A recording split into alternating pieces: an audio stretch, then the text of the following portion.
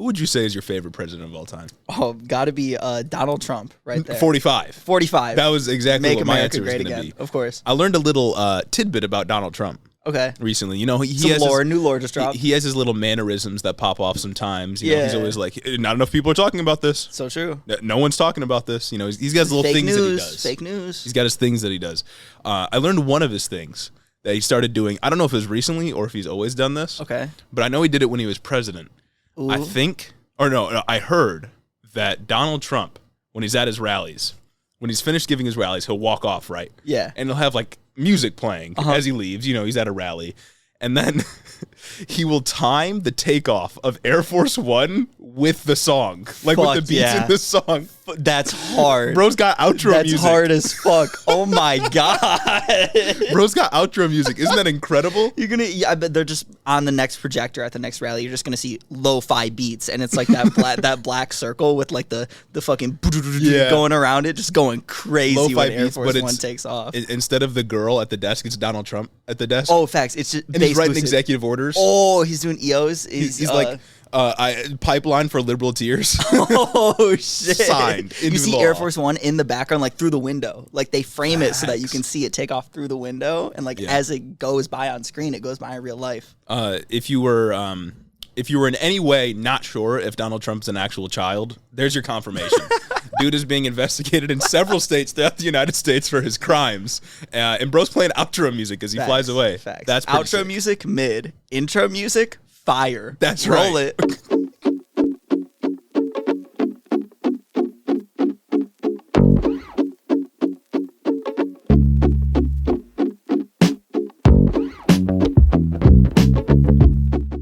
Got you.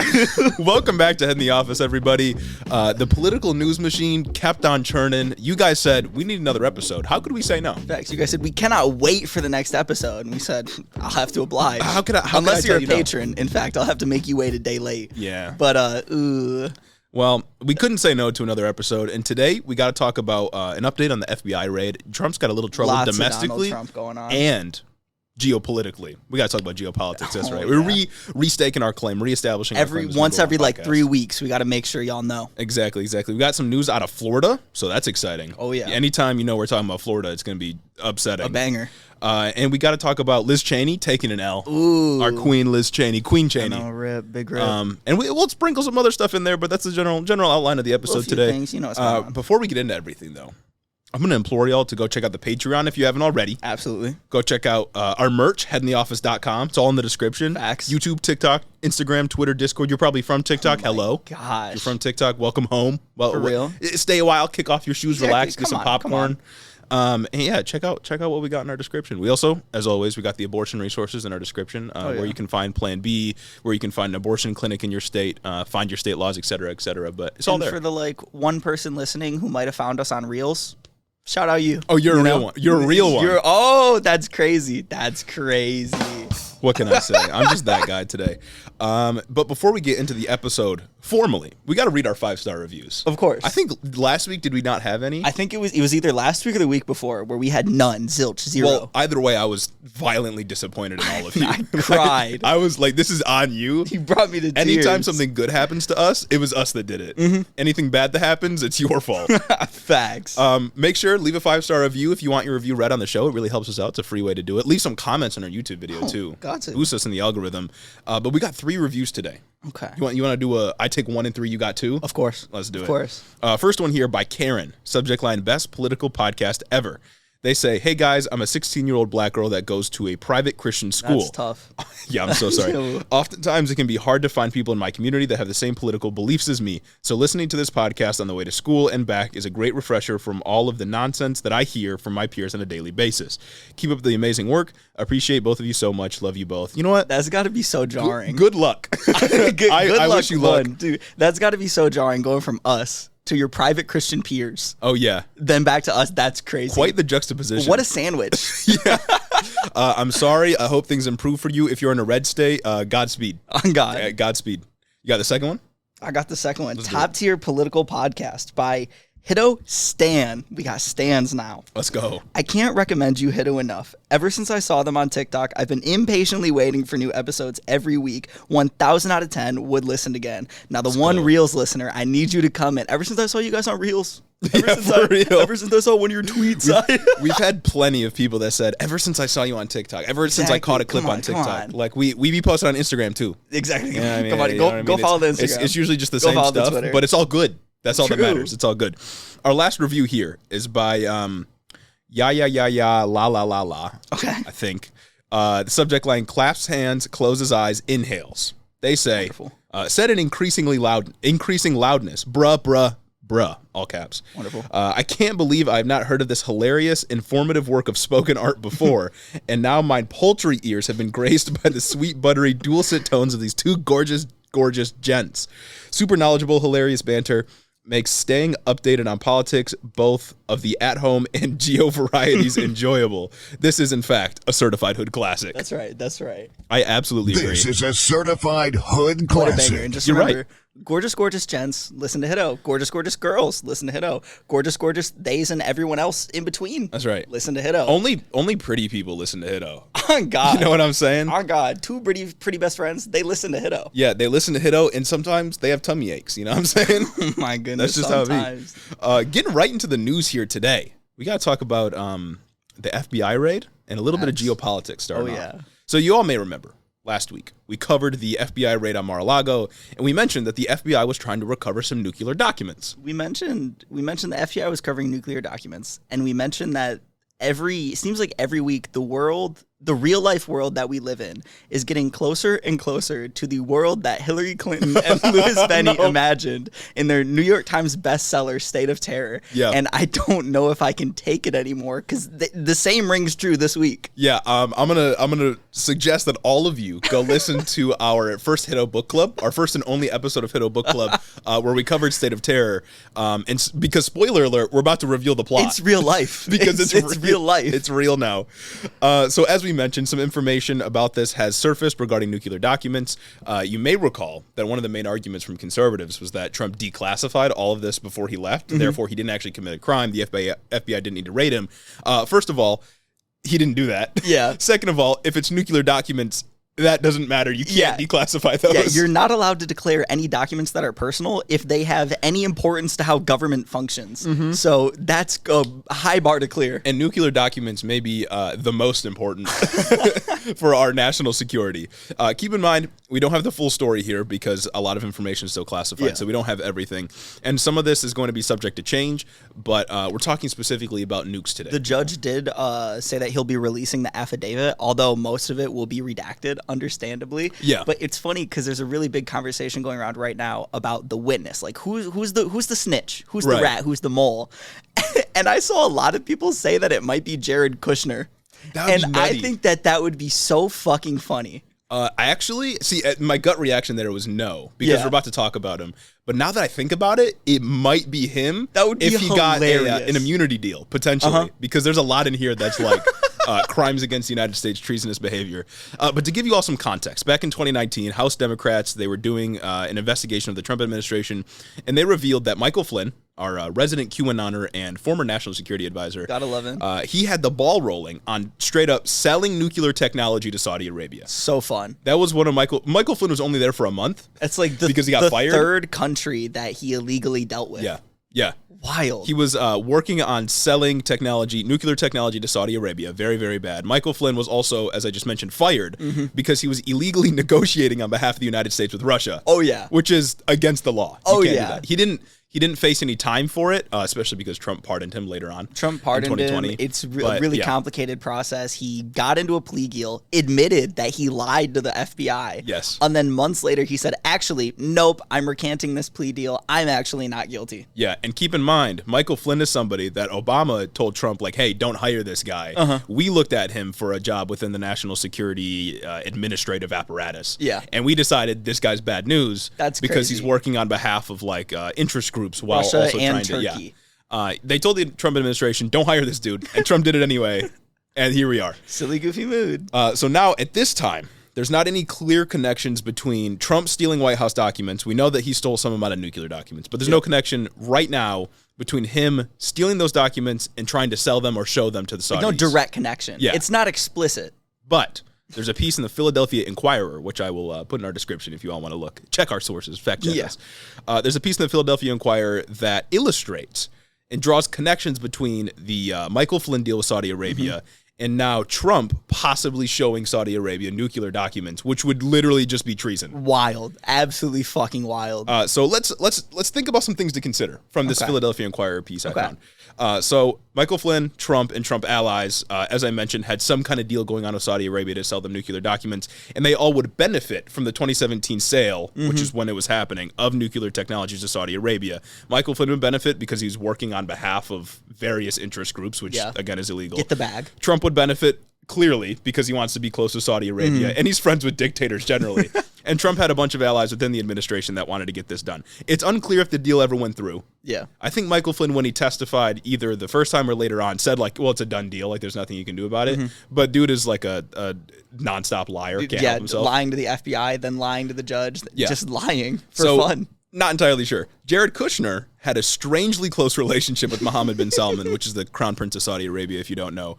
MBS also famous for killing an American journalist, and Jared Kushner famous for not doing anything about it. Oh, yeah. Trump also famous for saying, that's business, baby. Yeah. That's business. You all probably remember when Jamal Khashoggi, American journalist, was killed by Saudi Arabia, literally killed by executed. MBS's orders. Yeah. And they did nothing about it. And then also Jared Kushner, earlier this year, got $2 billion. With a B. $2 billion from Saudi Arabia into his private equity venture, literally out of nowhere, at the behest of Mohammed bin Salman. So that was really interesting. And also the Saudi government scheduled their controversial new pro golf tour to take a stop at Mar-a-Lago. So we have a lot of connections here. A friend like Mohammed bin Salman. No, literally, someone very powerful that'll like kill for real your political enemies. $2 billion. So it's pretty clear the Trump administration, the Trump family, has a lot of connections with Saudi Arabia, and they benefit a lot from the money that Saudi Arabia gives them because, frankly, they're kind of just a criminal enterprise at this point. So obviously, they've been very close, which has led some to speculate that Trump took the nuclear documents specifically, one, because he's a child and he thinks everything in the White House was just his, but also because he wanted to share these documents with the Saudis. Again, we don't know if it's 100% true, but if it is, that's fucking crazy. I think it's funny that the biggest thing shielding him, like, from liability with this is the idea that he could have not known there were nuclear documents in those cases, which I highly doubt. And we only know that there's a chance that there's actual doubt that he could have not known because he just loaded up boxes full of information and had them shipped to Mar-a-Lago. Yeah. Just a shit ton of boxes just gone. Yeah. Insane. Absolutely insane. And again, if this is true, this is the highest possible level of treason. Huge. Like, you all probably remember back in 2019, early 2020, when Donald Trump was being impeached for his secret dealings with Ukraine, right? He said that he was going to hold up military funding, which was already approved by Congress for Ukraine, until Ukraine, or specifically Vladimir Zelensky, found dirt on Joe Biden, right? Like, that was the big controversy. That's what got him impeached. And then, of course, January 6th. But this is like the highest level of treason that I can imagine. I can understand if you saw the Ukraine thing and you're like, maybe that's not like as big of a deal. But this though? Yes. The Saudi Arabia? State sponsors of terrorism? State sponsor of terrorism, also a state sponsor of the terrorist group that attacked us on 9/11. Wild. How can you ever claim to be America first? And you're selling nuclear documents to a country that helped orchestrate 9/11. Carla Sands in the Pennsylvania GOP primary debate, if y'all remember our coverage on that, went so hard on Dr. Oz for like having to serve 2 years in the Turkish military because he was born there or some shit. Like he was a Turkish citizen for having to serve 2 years, and said that makes him Turkey first. However, I'm sure she was for the pardon of Michael Flynn, and she just dick rides the fuck out of Trump. Absolute just dicky in this dude. And he goes and does this and nothing. Yeah. It's all a political attack. Yeah, no, nobody from the right is ever going to critique him. Yeah. No, everyone from the right is coming to his defense when it comes to this FBI raid stuff. The power he holds is fucking insane. Absolutely insane, especially because, like, when you consider how much money he's gotten and his family has gotten from not only Saudi Arabia, but also his kids' deals in places like China and Russia, you start to realize like this whole criminal enterprise relies on constantly getting new truckloads of cash that they can use to continue the fraudulent activities that they're doing. They're all frauds up and down. When you realize that all of his Make America Great Again merch, Make America Great Again merch is made in China, the wheels start turning a little bit. Yeah. No, it's all just a fucking, not even it's worse than a pyramid scheme. Yeah. It's significantly worse than, like, it's just, he's scamming all of his supporters. He's lying to everybody, and his entire administration, all of his allies are corrupt up and down. Completely undermining democracy in of itself, National as we'll security. talk about later. It's insane. Like, imagine, like, we hear about terrorist attacks all the time still, right? Obviously, it's not as much as previously, but after 9/11, we did whole operations in other countries. We occupied Afghanistan for 20 plus years. Just, like, imagine if terrorist groups that receive funding from countries like Saudi Arabia had nukes, dirty bombs, that they could just drop on, like, American infantry. All of our secrets, nuclear secrets, like nuclear technology, anything. That's an insane level of treasonous activity, betraying your own country, and he's still going to run on being America first. That's crazy. And I guarantee you, Democrats really will not call him out for this. So, kind of wild. I think it's funny. Democrats won't call him out for this. Republicans certainly won't call him out for this. But it reminds me of when, didn't somebody ask Ted Cruz, would you suck a dick to save someone's life? Yeah. And Ted Cruz says no. But, however, will I defend the president? Will I put Trump's dick in my mouth if it means that I let him get away with possibly selling nuclear secrets to a state sponsor of terrorism? Maybe. Yeah, no, I'd do that, though. I'd suck dick to kill somebody. Oh, Ted Cruz, you wouldn't suck dick to end world hunger, but you would you would fucking deep throat Donald Trump every single day if it meant you could get reelected. We see where your priorities are, big dog. And some other smaller FBI news. As Gage mentioned before, Trump supporters and Trump are urging the FBI to drop the unredacted affidavit. Yes. Probably to kill FBI informants. Trump already released the names of the agents that like raided the house as if they weren't just like doing their job. And then people like attacked FBI headquarters. Didn't someone like bring a bomb? Or someone brought a gun. They protested outside the Phoenix FBI headquarters. There was another incident at another place. It was crazy. Yeah, and I mean, obviously the FBI is not going to release an unredacted affidavit. I think there was some judge that said you have like a week to release an affidavit because it's of public interest, and you can redact what you want, but you have to have it out in a week because the public needs to know about this, needs to have all the information, which I think is fine. But yeah, like they're not going to just give you names. Oh, especially not because if and when this does go to trial, all of this will be public information. When we find out Jared Kushner's the mole. No, low key, my theory here is that Jared Kushner knows he's up to his nose in it. Ivanka Trump previously already kind of sold out her dad on January 6th stuff during the committee hearings. Oh, yeah.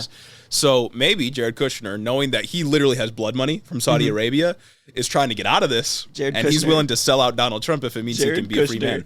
Got into the family, made bans on bans on bans, ratted on him, dipped out. Hero of democracy, honestly. Maybe he's the vanguard. Maybe he's the cool Hunter Biden of the family. No, really, though. Donald Trump and his supporters are also calling to release the footage of Mar-a-Lago of the raid happening because they have like cameras and stuff set up there. And the only reason I can think he wants to do this is because it's not going to reveal anything. Oh, no. Right? It's an FBI. The FBI searching for stuff, and they have the tapes. Like it's nothing. I don't think it's going to reveal anything new. Yeah. But it will rile up his supporters. Oh yeah, no, it's going to be like because when you get raided by like police and shit, they go in, they fuck up your place. Oh yeah, they absolutely demolish. There's a panty raid. Exactly, and it's fucking fine whenever they do it to some innocent black person that they thought was a drug dealer, right? Yeah. But as soon as you do it to President Donald Trump, all the Republicans are going to be crying ACAB again. They're going to be up in arms crying ACAB. As soon as you investigate the former president who stole nuclear documents and tried to share them with a country that supports terrorism, then it's bad. Then it's ACAB. But if the police raids and kills like 3 black people, even though they didn't have any drugs, it was actually a false flag, that's fine.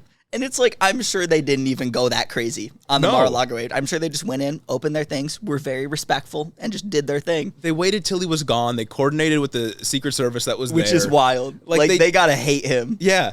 Yeah. Like it wasn't anything. He just wants to release the footage so it'd get people pissed off. Yeah. So, anyways, moving on to some domestic trouble for Donald Trump, though. Oh, yeah. Moving on from our geopolitical arc of this episode, we got to talk about Georgia and we got to talk about New York. He's in trouble in both states.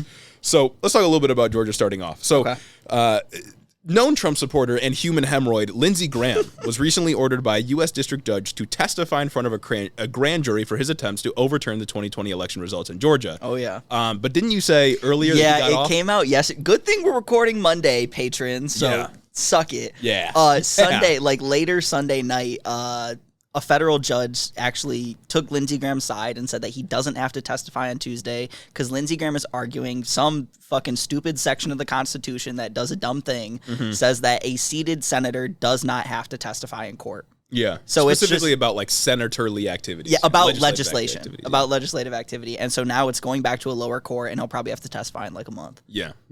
That kind of blows up my section a little bit. Yeah, but, you know how the news be. We can still go through it just a little bit and talk about what still does exist. So this grand jury is investigating if Trump and his allies knowingly broke the law in attempting to overturn the Georgia election results. We know that Graham and Donald Trump and several allies had phone calls with Brad Raffensperger, who is the current Secretary of State in Georgia. Famously, Donald Trump called Raffensperger 4 days before Congress confirmed Biden's win. Insane. And he urged him to find 11,780 votes, which just happened to be the exact amount he needed to win the state's electoral votes. Crazy. So that's pretty interesting. As I said, the order from the judge was going to require Graham to appear before the jury and testify tomorrow for us on Tuesday, August 23rd. But obviously, that's not happening now. Yeah, so now he'll probably still have to testify. Interesting, Rudy Giuliani testified last week. He was in the court for hours, and that's what I really want to know about. Because what does Rudy Giuliani have to lose at this point? He was already disbarred. Yeah. He already can't practice law anymore. Rat him out. Yeah. Snitch. So initially, this argument was rejected by the judge, but I guess now it's been accepted. I have a quote from PBS here. They said, quote, Graham also argued that Willis, the Fulton County DA, who's also a Democrat, had not demonstrated extraordinary circumstances necessary to compel testimony from a high-ranking official. The judge disagreed originally. Finding that Willis had shown extraordinary circumstances and a special need for Graham's testimony on issues related to the alleged attempt to influence or disrupt the election in Georgia. So that's tough. That's tough that he's not going to testify. And then it was a federal judge that went and said, nope. Yeah, I really love this argument, though, of if I try to overturn an election and I'm a sitting senator, you can't say anything. You can't. It's a legislation, baby. Yeah. That's it. Yeah. But Banana Republic is when Trump gets raided. Not when our political elites can just dodge testifying about about crimes they tried to commit and did commit. Yeah, not when one of the most powerful people in the country can do whatever they want and never have to answer for it.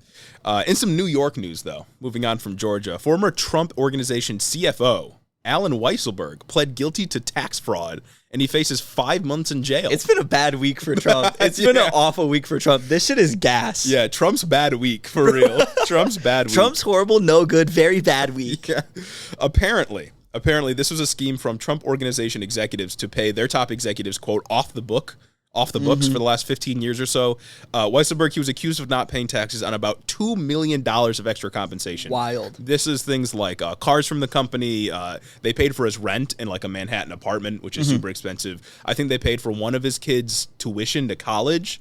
So it's just extra compensation so they can avoid taxes, basically. Which is insane. That isn't just cold hard cash. Insane that we haven't figured this out.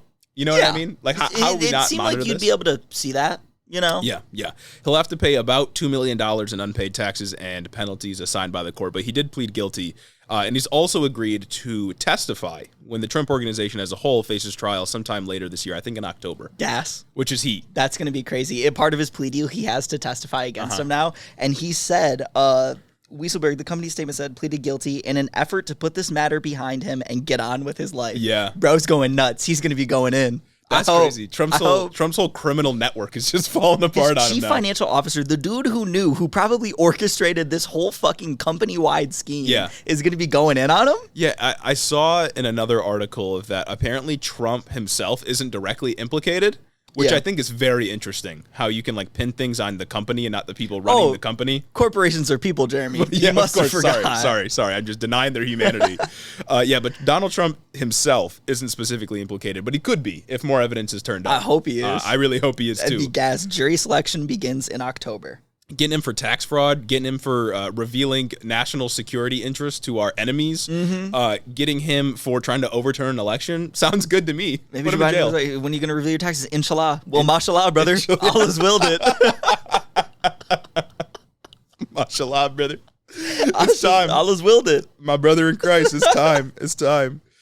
In a separate New York case, though, another one from New York, Trump sat for a deposition where he's being accused of his company. I don't know if it's the same one, but one of his companies. I don't know. In the shit I read, it just said the Trump company. Yeah. I think they do all their things under the Trump company. Like, that's the parent company to the other things. The meanest name I've ever heard. Oh my God. My company office. Fags. Anyway, he sat for a deposition where his company is being accused of misleading lenders and tax authorities about his asset values.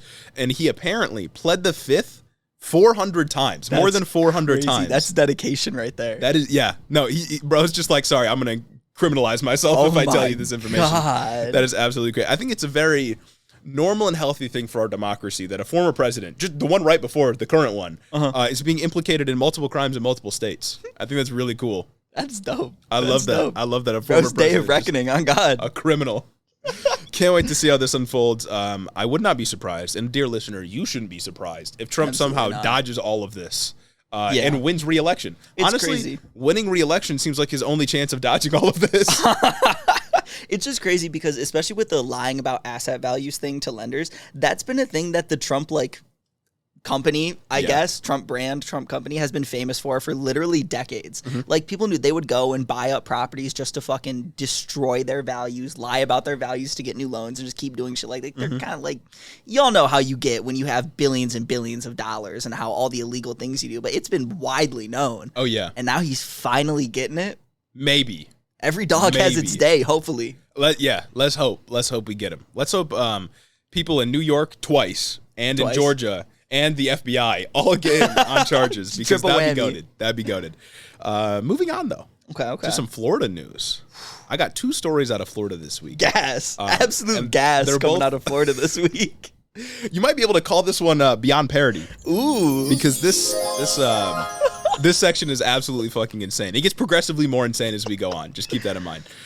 So as we have seen in Florida, really just across the country, teachers have been treated fairly poorly in the last few years. I mean, always, really. They've always been paid There's a very pretty low. big teacher shortage specifically right now going on in Florida. I believe it's either, I think it's 8,000. They're short 8,000 teachers and 6,000, auxiliary staff members. Right, yeah. So in Florida specifically, they're having a shortage, but also really just throughout the country, teachers have suffered, especially these last few years. Right now, trying to deal with COVID regulations. It's a horrible fucking time to be a teacher. Not even with the regulations, just politically. Oh yeah, politically, it's awful. I read an article by NPR's Austin, Texas station about just how bad teachers got it down there, and parents are just going nuts talking about CRT and LGBTQ alphabet mafia shit being taught to their kids in schools. Teachers can't fucking do anything, and they're yelling at the teachers who don't decide the curriculum. Yeah.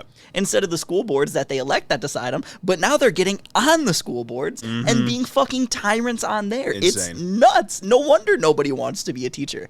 There's the shit going on in Austin, just Texas in general, the country in general. I know it's happening in Virginia, literally all over the place. And then teachers in, I believe, Columbus, Ohio, just authorized a strike. Yeah.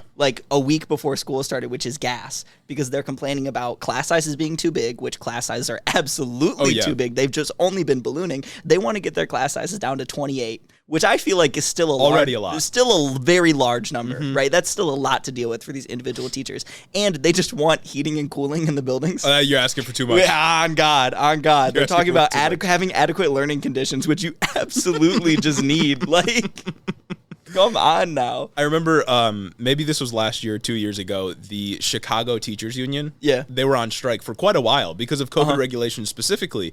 And it was bizarre to me that parents, specifically conservative parents, were painting them as enemies of children, enemies of the state, enemies of their families, even though teachers and their learning or their teaching conditions are directly related to the conditions that students will learn in. If teachers are being treated better and they get more of what they need, your student will receive a better education. Yeah. Why would they not be staunchly on the side of teachers? Oh yeah, no. Parents are absolutely pissed about this in Ohio, because now they're saying they're going to start classes online with all substitutes, which is just nuts, bro. Crazy. Just wait a week, or hear me out. Just give them what they want. They were talking about also an 8% raise over the next 3 years, and they're like, how about 2.5? God damn. Not even matching inflation. How about 2.5%? Not even close over to the matching next 3 inflation. years? That's crazy. They were talking about that, and it's like, yeah, how are you supposed to learn when you're fucking sweating your balls off in Yeah. class all day? Nobody can learn in an environment like that. This is all pro kid. Yeah. Like that's it. Speaking about not learning, though, Ooh. in Florida, teachers have had it pretty bad. Specifically in Florida, Oh, yeah. they've had it very rough. Of course, we've talked about the Don't Say Gay bill before, and the Don't Say Gay law, because it's been signed into True. law, prevents teachers from having pride flags, having pictures of their same-sex spouse on their desk, prevents them from, or forces them to out gay students to their parents, Yeah. doesn't let teachers use preferred pronouns, even if the parent signs onto it, because they have to use their birth pronouns, whatever the fuck that means. During the height of the COVID crisis, Yeah. Ron DeSantis said no masks whatsoever in Yeah. school. Nuts. Yeah, and as Gage mentioned, there's a teacher shortage in Florida. Uh-huh. I wonder why, but there's a teacher shortage, and instead of treating them better, paying them more, just listening to their concerns Giving as them air workers, conditioning. as public servants, Yeah. DeSantis has moved to hire unqualified veterans to teach in schools, rather than actually paying the teachers adequately and treating them like human beings that are educating our youth. I love it. Didn't he say some corny shit like the kids stand up and say the Pledge of Allegiance every day? I have it right here. About the program, Ron DeSantis said, quote, "Every morning, our students recite the Pledge of Allegiance while looking at the Star-Spangled Banner. And it's fitting that the teacher in the classroom is somebody who took the oath and put his or her life on the line to preserve, protect, and defend our flag and the freedom it represents." That's right, brother. That is the most That's bootlicker the thing I've ever biggest heard. virtue signal Dog, I've ever heard. He put the entire boot in his mouth. He swallowed it. He's one with the boot now. The boot is inside of him. And he likes it like that. You know what I'm saying? It's kinky. So the program was announced last week by Yeah. Ron DeSantis, and it gives veterans a 5-year temporary teaching license if they meet the following criteria. 5 years. Okay. 5-year temporary teaching license. 1, they have to have 60 college credits with at least a 2.5 GPA. That's not even an associate's degree. That's like that's maybe an halfway. associate's degree, maybe, if that's what you went for. Yeah, because the idea behind this program is they have to be working on finishing college, but they can teach while they're getting their first bachelor's degree, which is at a 2.5 GPA, mind you, which is crazy. Oh my God. Yeah. 2.5 GPA. They have to have a passing score on a test in a subject they want to teach. So if you want to teach math, you got to pass the math test, yada, yada. They have to have been honorably or medically discharged from the military after at least 48 months of service. And they have to pass a background check. That's it. That's crazy. All you got to do to be a teacher in the state of Florida is 1, sell your body to the United States government, and 2, pass a times table. That's Yeah, it, dog. no, You just literally. got to solve these 50 multiplication problems in 3 minutes. Right. Because and imagine, you're good. Imagine, this somebody wants to teach like second graders. Yeah. The math test ain't going to be that hard, dog. And there's a big difference. There's a huge difference between passing a test and knowing how to Especially teach it when to you people only whose need a- brains are developing. When you only need a 2.5, 2.5. when you only need to see, I can tell you, high school, like sophomore year, I got a fucking like 72 on my logarithms exam in Algebra 2. I still don't know how to do logs, right? Right. I 4.0'd Calc 1 and Calc 2. Still don't really know how to do logs. I could not teach anything Yeah. related to that. Let alone teach somebody, right? Teach No, literally. younger people. Like, I could barely teach myself. You think I'm going to be able to teach somebody else like how to do calculus? I couldn't even teach algebra 2. Right. That's just hard. This is insane for a couple of reasons. Number 1, just to fucking pay teachers more, dog. Oh yeah. Just pay teachers more. Number 2, as we mentioned, passing a test on a subject, far different than actually being able to teach a subject, especially to kids that 1, probably don't want to learn, especially if it's math, or 2, kids that have brains that are still developing and don't really understand what you're saying because you yourself don't understand how to fucking teach it because you're not a qualified teacher. Number 3, qualified teachers, people that actually go to school for this stuff, go to school for a very long time. Oh yeah. Just to learn how to teach one specific subject before they even maybe get hired into a school district that they want. It is a very long and very rigorous process. And if you have a teacher shortage, that doesn't mean you just let unqualified people start teaching the youth. That's crazy. Whoa, unqualified, Jeremy, veterans. They served our country. Veterans, they have leadership capabilities. Yeah, I mean, once you go and clean the floors in Afghanistan for 4 years or whatever, you suddenly are qualified to do any job, apparently. For real, you got leadership ability. And my last point here is that... What? Imagine not standing for the pledge. Because like my senior year of high school, I stopped standing for the flag. I was like, this shit is corny. I'm not doing it anymore, right? I can't imagine doing that if my teacher's just a veteran. They fresh out of Afghanistan, not even fresh out of college, fresh out of Afghanistan. They were in Kabul and they dipped out, right? In Florida? Come straight to Florida from Kabul to start teaching me math, and I don't stand. I'm just, the sexual tension there. They're going to put you in the fucking full Nelson if you're not careful. Now, look, my last point here is that we're all for veteran jobs programs, right? Those are great. Yeah, no, those are excellent. Veterans absolutely deserve a place in our society, a job that they can do when they get back from serving our country. Absolutely. We have no problem with that. But not at the expense of qualified teachers that deserve to be paid better. Ooh. Because they're basically being scabs is what they're doing. And not at the expense of students, because teachers have one of the most important jobs of the world, if not the most important job in the world.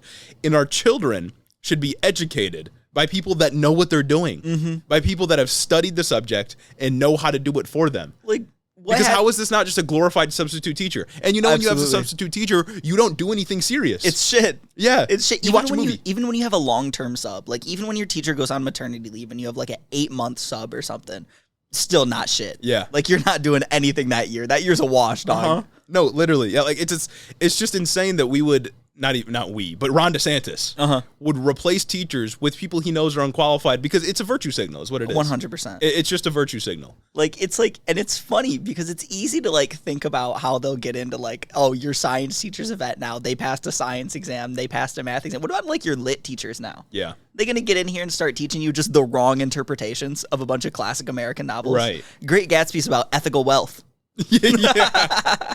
No, and that's exactly what it is it's getting people that are very clearly committed to the U.S. project and the U.S. ideology, American exceptionalism and all that. It's getting them to come in and teach students that are young and impressionable, and yet they call us the people who are indoctrinating kids. Oh, yeah. They call teachers who, like, I don't know, support the LGBTQ to be the ones that are indoctrinating. They call teachers that acknowledge that MLK wasn't liked by everybody.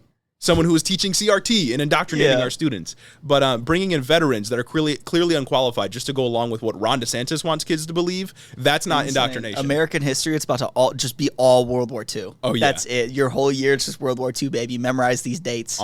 Memorize these guns. Take apart and put together a rifle in 30 seconds. You should be skeptical of politicians that want to make future generations dumber. Oh, for sure. You should be very skeptical. Why would you want to undermine education?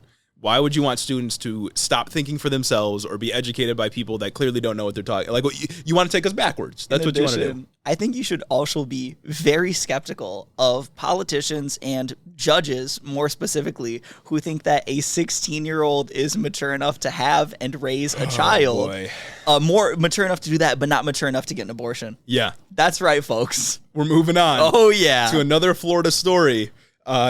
The Gage basically just summed it up. A 16-year-old is being forced to go through with a pregnancy. But let's get some context. Of course. Let's get some context. Crucial context. Very crucial context. So for a long time, there's been a Florida law that requires minors to have the consent of their parent or guardian in order to get an abortion, which is already crazy. Yeah. Already insane. Just do it. Off of bat, this is a bad step. Facts. In 2020, Ron DeSantis doubled down on this law, made it stricter, and it now requires minors to have written notarized consent of a legal guardian. Notarized? Notarized You consent. got just another cost on that. Notaries are expensive. Yeah. Notaries are hard to get, hard to schedule.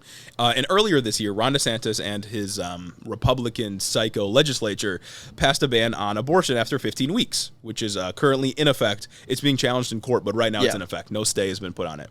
Well, in Florida, as we mentioned, a 16-year-old girl who is parentless, lives with an appointed guardian, is seeking an abortion and sought a waiver for the rule that requires the guardian to sign off on this kind of decision. The minor, right now, she's pursuing a GED. She's not currently employed. Yeah. And she said that the father is not available to help with the child. So crazy. Okay. Every aspect of her circumstance, of her situation, is working against her. Destitute. Yeah, not good. And she said that she's not ready to be a mother because she herself is a fucking child. The court denied her waiver, and the court said that she, quote, had not established by clear and convincing evidence that she was sufficiently mature to decide whether to terminate her pregnancy. You're like, she can't even consent yet. Yes. But yet she can just be a mother? Mm-hmm. Yeah. Not mature enough to get an abortion, not mature enough to make that decision about your body, but mature enough to give birth to a child, go through pregnancy for 9 months and give birth, and then possibly be forced to raise that child. Fucking insane. ridiculous. Oh my God. Like how she's obviously considering the factors, right? She's considering her situation. She's working on a GED. She's not employed. The father's not available to help. How else is she supposed to demonstrate that she has the mental capacity to make this kind of decision if she's not already thinking through her situation? She literally told you exactly why. The logical steps she took to get here. I'm unemployed. I physically cannot care for this child. There is no possible way that I can care for myself and a child right now. Yeah. Insane. We will adopt your baby. Here is just another example of a minor attempting to navigate a judicial system, specifically Florida in this case, probably getting confused because the law is fucking confusing. Oh, yeah. And the judge tells her, while she's doing this on her own, that she is not mature enough to make this decision about her body. Wild. Like, is this not dystopia? Like, is this not just fucking... like, how can you, even if you're pro-life, look at the situation and tell me that's okay? Oh, yeah. And tell me that, like, the government... all the, appendages, apparatuses of the government making this decision for a 16-year-old girl is okay. But Jeremy, I don't think you understand. 2 wrongs don't make a right. Oh, of course. 2 wrongs don't make a right. You can't just do something bad because something bad happened to you. Facts. What are you thinking? You're so right. What are you thinking? You're so right.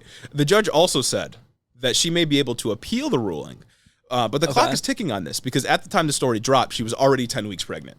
Nuts. So appeals take so fucking long. Well, they take long. By the time you hear this, she's probably further along in her, further along in the process of pregnancy. Yeah. And abortion is illegal after 15 weeks. So she's literally just going to be forced to go through with having this birth because I guarantee you, she doesn't live with her parents. She doesn't have a job. She's in school right now trying to get a GED. She's not going to be able to afford to go to another state and get an abortion. Oh, no, especially if she lives in, like, South Florida. You're fucked. Florida's huge. It's long. Yeah. Long as fuck. It's a big state. Like, what are you supposed to do? Like, this is the judicial system in Florida telling a child, basically, fuck you, suffer. Crazy. Eat shit, die. Crazy. Absolutely crazy. First of all, parental consent laws, or laws that require a parent's consent for abortion, only support abusive parents. Oh, yeah. So fucking dumb. What does the parent have to do with it? Right. I understand, like, what the parent would have to do with it if you wanted to have a child and you were young, because financial support and everything. But what does parent have to do with the decision to not get a child? Right. Like, you're old enough to think for yourself at that point. Yeah. No, like, all these laws do is protect abusive parents because they get to do whatever they want. Like, the child has absolutely no decision in what happens with their body. Yeah. And this just protects parents that happen to be abusive, or perhaps parents that are maybe the ones that got her pregnant to begin with. Yeah. If we're talking about really bad edge situations. So not great. And also, second thing here, it baffles me how, like, this could even be a legal reasoning. Like how, like, this person is a judge that made this decision. Yeah, they went through fucking law school. Top legal mind. Got a judgeship. Went to judge school. Is very accomplished. Had to have done very well in school. Yeah. And you're ruling based on the laws that have been given to you from the state legislature and the Constitution. Your ruling is that this child isn't mature enough? Crazy. Where's that codified into the law? Crazy. How are you making that assumption? Literal common sense right conclusion? there. How am I not supposed to walk around with an inflated ego when motherfuckers like this exist? Made it so far in society. Yeah. Yeah, not mature enough to get an abortion, but mature enough to be a mother. Someone explain that fucking shit to me. God damn. That's insane. Let's say that while we're still on abortion, you want to talk about Louisiana? Yeah. Oh my God, this shit is absolutely nuts. So, like, what the gist of it is, the Louisiana Attorney General is choosing to deny flood relief funds to the city of New Orleans. Because they're famous for not dealing with floods very well. Yeah, famous for having lots of floods. Famous for when the levees fail, a lot of people suffer. Is denying flood relief funds to New Orleans because New Orleans isn't enforcing the state's abortion ban, which I don't know exactly how strict the abortion ban is, but, like, shout out New Orleans, you know what I'm saying? Yeah. But yeah, New Orleans, famous. Yeah, famous for suffering under these things. Attorney General just said, if there's a flood that happens and you're not enforcing this, here's what he's saying. He's saying, if you don't enforce this abortion law, I'm going to kill people. Literally. He's saying, you know what? If you don't force this abortion law and save the lives of, 100 babies, I'm going to kill all 370,000 residents of New Orleans. I am personally going to open up the floodgates. The rapture will come by my hand. That's nuts. Yeah, and, like, Republicans have the audacity to tell us that Democrats like playing politics with people's lives at any time in the political process. Like, of course, Democrats do it to some extent. Of course. Like, and we could probably point out times when they've done it. But Jesus Christ. Oh, yeah. Like, you're getting you're going this crazy over an abortion law. And it's like, you'll eventually get them to concede. For New Orleans, too, that's the most optically worst place to deny flood relief to. Yeah. Everybody remembers Hurricane Katrina. There are so many documentaries that come out like all the fucking time about how bad that situation was, how racist that situation was, how racist this decision is in of itself. Yeah. Like, dog. Gotta be racially motivated. Bro said, if you don't stop killing these babies, I'm gonna kill you. He's playing God. You better build an ark. Yeah, pro-life, except when it comes to people that don't have enough health care, people that live in poverty, can't afford food, people that get evicted, people that, die from COVID. But pro-life for, not even pro-life for the person carrying a fetus, though. Facts. Pro-life only for the fetus, and then when it comes out, you got it. Exactly. The AG really just said here, you know what? Even though the city government here is the one that's not enforcing the ban, I'm gonna punish every single fucking resident. Right. It's like when Democrats like Marcus Diapolo were on TikTok on the timeline complaining about Democrats in Texas when the cold snap happened. Yeah, and people were literally dying because it was so cold in Texas. And they're like, oh, you voted for this. Right. Like, no, they did not. Yeah. No, they did not. You shouldn't be punishing average citizens for this. Yeah, you're punishing average citizens for, like, people pushing back on a law that you knew they would push back on. Oh, yeah. And, like, you're going to get them to concede eventually. The whole country is pushing back on these laws. Like let's be real There's here. other ways that the state can force localities to adhere to state law. You don't have to withhold necessary infrastructure funding to ensure that people don't die in a future flood. In a place like New Orleans that we know is prone to having floods that hurt a lot of people. Like, it's insane. Republicans are willing to kill people to get their agenda through. Gotta love it. They're willing to kill people in order to kill more people. I need some of that vigor to come from like the Democrats, you know? Hey, I mean, we saw a glimpse of it when they pulled that fast one on national congressional Republicans. Equal things right there. But not quite. Making a legislative deal. Yeah. Crazy. When we talk about the government stomping all over bodily autonomy and being dystopian, this is literally it. Exactly. This is unacceptable. When we talk about conservatives, it just it makes me really think, and honestly, it makes me mourn for the loss of one of the good ones. Oh, shit. Liz Cheney. Segues are crazy today. What can I say? Liz Cheney just got packed up in her race to a more pro-Trump Republican. That's right. Last week in Wyoming's primary for their one House seat, nationwide or a statewide House seat, just one, because there's nobody else in Wyoming, just a couple people. Liz Cheney lost to her opponent Harriet Hageman, 66% to 29%. So I guess Hageman got 2 votes and Cheney got 1 vote. The electorate's very small. Tight race. Yeah. Massive loss, especially in a place like Wyoming, where Liz Cheney, or just the Cheney name in general, is fucking huge. You got Dick Cheney. Cheney. You gotta love that guy. You got generations upon generations of Cheneys coming out of Wyoming. Generations of war criminals just ready to go. And Liz Cheney, she got absolutely packed up. Of course, obviously, Liz Cheney lost because she didn't fall in line behind Donald Trump with the rest of the GOP. You've seen some people arguing like, "Oh, that's not why she lost. She didn't lose because she didn't fall in line." Yeah, she lost because she couldn't win the hearts and minds of the Wyoming electorate. Yeah. Oh, that one guy. Like we know that she lost because she didn't fall in line with Trump because Hageman previously, the person who beat her, was previously a Trump critic in 2016. Oh, nice. She called him racist and sexist. Just like Ben Shapiro. But now she's fallen in line and she won the endorsement and won the race. And also, only 2 out of the 10 Republicans who voted to impeach Trump won in their primaries. Only 2 out of the 10 Republicans that voted in the Wyoming primary. So, Liz Cheney, she got packed up. Also, little side note on Cheney here. In an interview, she said that she would consider running for president in 2024. Shut the fuck up. Oh my God, bro. That's beyond parody right there, brother. That's beyond parody. Yeah, I don't know what reality she lives in where she thinks that she can win in a race against Donald Trump. Everyone hates her. Yeah. Who's going to vote for her? Moderate Democrats? Like, I can't even think of a possible political situation, a possible political climate in 2024 where she could possibly win in a Republican primary. Her target demographic is the people that like Joe Manchin. You think she'd run as a Democrat? You think so? You think she would switch and beat, or like Joe Biden steps down and she runs? I feel like Kamala Harris is pushed to the she'd side. be spineless enough to do something like that. That'd be so funny. And I feel like the Democratic establishment would eat it up.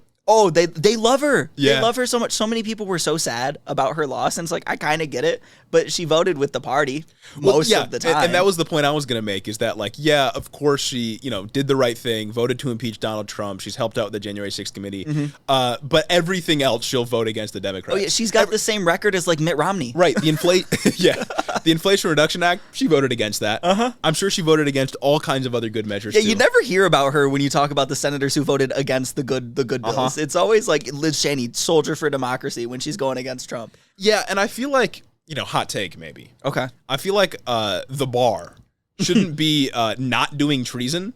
I feel like you don't deserve to be celebrated for not doing treason. Absolutely not. You know what I mean? Absolutely not. The only reason to be sad about Liz Cheney's loss is the fact that someone even more deranged is now going to be running for in office. Pretty much. Is it a close reason why? I don't know Wyoming's Democrats not going to demographics. win. Democrats not going to win.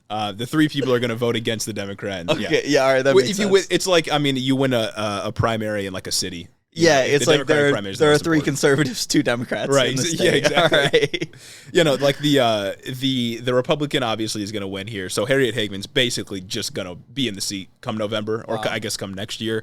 But yeah, no, it's undeniable that Liz Cheney lost because of Trump, and there's absolutely no way that she could win in a Republican primary against Trump. It's crazy. Like, it's not even. It doesn't take that much to think that that's why. Especially after we saw what happened to Matt Gaetz. R.I.P. my boy.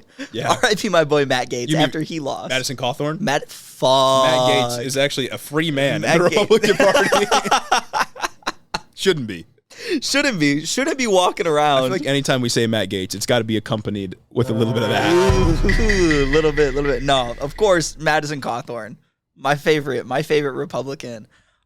With his loss, My favorite truth teller, on God. His loss being explicitly because he talked about GOP orgies. Yeah. Which no one really cared about. Yeah. Like, nobody cared about that fucking news except for the people who got embarrassed. That shit was hilarious. The people who got a little red in the face were all the ones who funded the other guy. We had a pod named after it. We have a whole merch line named after it. Yeah, we literally do. Coordinated Drift Campaign. Check it out on headintheoffice.com. And we will continue to name our merch line after it. Yeah, exactly. But, like, here's the thing, is that the Republican Party as a whole, conservatives in general, part of their whole ideology is built around falling in line. They care about hierarchies. They care about authority.